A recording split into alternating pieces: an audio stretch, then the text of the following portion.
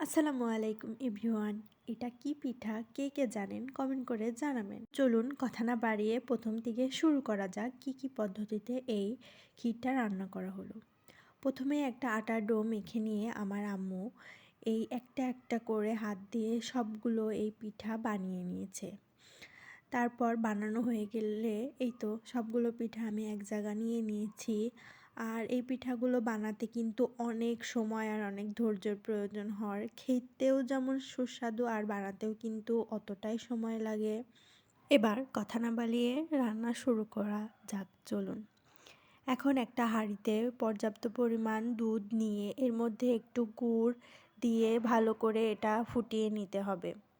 যতক্ষণ পর্যন্ত এটা বলক না আসবে ততক্ষণ পর্যন্ত কিন্তু জাল করে নিতে হবে।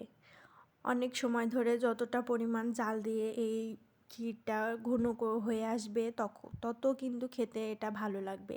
এর মধ্যে আমি দিয়ে দিয়েছি পরিমাণ মতো গুড়, একটা এলাচের ফল আর দারচিনি। তো আমার দুধটা অনেকটা পরিমাণ বলক চলে এসেছে। আমি অনেকটা নাড়াচাড়া করে এর মধ্যে বানিয়ে রাখা হাতে কেটে রাখা যে পিঠা ওইটা আমি সবগুলো এর মধ্যে দিয়ে দিব। দিয়ে কিছুক্ষণ ধরে এটা হালকা করে রান্না করতে হবে। বেশি রান্না করলে কিন্তু গলে যেতে পারে। তাই আমি আগেই কিন্তু দুধটা ভালো করে ফুটিয়ে শুকিয়ে নিয়ে আসতে হবে। আর অনেকটা পরিমাণ যখন শুকিয়ে আসবে তখনই কিন্তু এই পিঠাগুলো দিতে হবে। দিয়ে বেশিক্ষণ আর চুলায় রাখা যাবে না। অল্প কিছুক্ষণ সময় সিদ্ধটা হয়ে আসবে এতক্ষণ সময় পর্যন্ত একটু রাখতে হবে। তারপর আবার একটা বলক আসা পর্যন্ত রেখে আমি এটা দেখলাম যে হয়েছে কি না। তো আমার মনে হলো যে হয়ে গিয়েছে।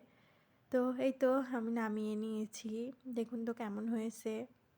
সবাই ভালো থাকবেন, সুস্থ থাকবেন আর আমার পেজটিকে ফলো দিয়ে আমার পাশে থাকবেন। আল্লাহ হাফেজ।